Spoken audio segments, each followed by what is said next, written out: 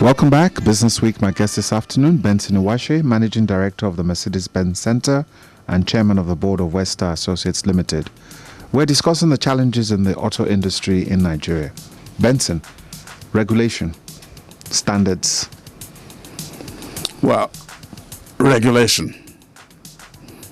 I think before we can talk of government regulation, the industry itself has to come together and form a sort of strong association and speak with one voice. I believe that's the only way we can get the government to listen to what we have to say. On the side of the government, there need to be some controls. And they also need to restrain government officials. I used to be a civil servant and coming out into private sector. The attitude of most government agencies is as though they see businesses as enemies to be conquered, to be destroyed, and not as serious contributors to the economy. That too should be looked at. Agencies of government need to be restrained.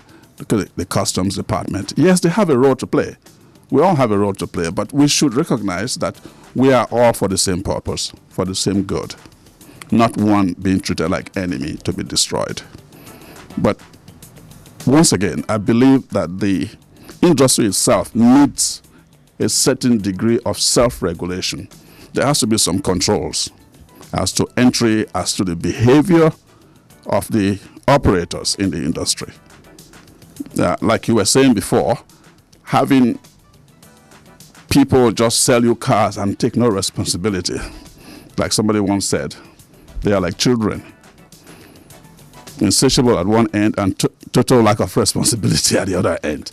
They just sell you cars and and good luck to you. That's your problem after that. Yes, that's right, yes.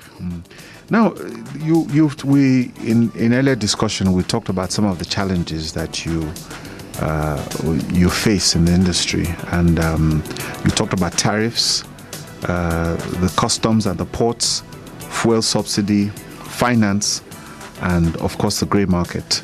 And let's start with the issue of tariffs. What are the key challenges you face with tariffs? I have always said that if anyone says you should pay 65% total on the value of a car, it's either the person is calling you stupid or is telling you to go and find another way around it. We believe a flat import duty would be a lot more sensible, and the revenue to government would increase definitely. The issue of smugglers will be reduced drastically. The grey market operators and their businesses would also be reduced. Where you have a situation where the reason for the import duty is no longer justified. They had the graded import duty rates from 2 liters to 2.4 liters to 3 liters and so on, different duty rates. At the same time, you have fuel subsidy. So the justification, or the original justification, is no longer there.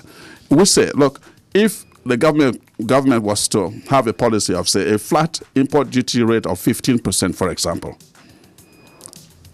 nobody would try to smuggle. Nobody would try to undervalue and so on. These are facts that the government does not seem to recognize, or may not even be aware of these issues, simply because we in our sector are not organized. We don't have an association that speaks with one voice. So from time to time, government agencies just do well, as they like. And that explains all the problems you have in the ports also. Absolutely. Yes. What about this issue of fuel subsidy? That's quite an interesting one. How does the fuel subsidy impact your business? Fuel subsidy.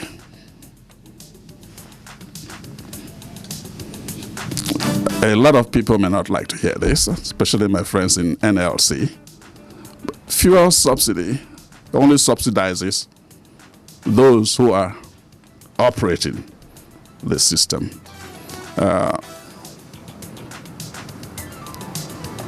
It actually costs more to maintain your car because of fuel subsidy. Because the marketers and the importers have to bring in the lowest possible quality of fuel to be able to sell at 65 naira a liter. And yet they are subsidized. In my workshop, for example,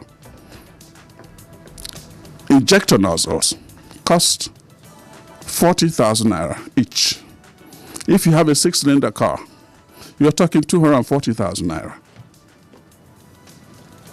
to replace your injector nozzles. The manufacturer says the injector nozzle should be replaced after 50,000 kilometers. In Nigeria, you have to replace them at 10,000 kilometers or even less in some cases, simply because of the very poor quality of fuel that we bring in. Now, if I give you 240,000 naira to drive your car at 120 naira per liter, for example, you will drive for the next 2 years and not need to change your fuel nozzles. These are the facts that we try to communicate. That personally, when you're talking government subsidies, I get very nervous. That's where corruption and all kinds of underhanded behavior comes in. Interesting. And does that also affect the engine capacity with all this? Yes, the fuel nozzles is only one of the problems you face. You have fuel filters, you have fuel pumps, and so on. So many things have to be replaced prematurely, simply because the fuel is so bad. I took the fuel 3 times to Mercedes-Benz headquarters in Germany, to the laboratory.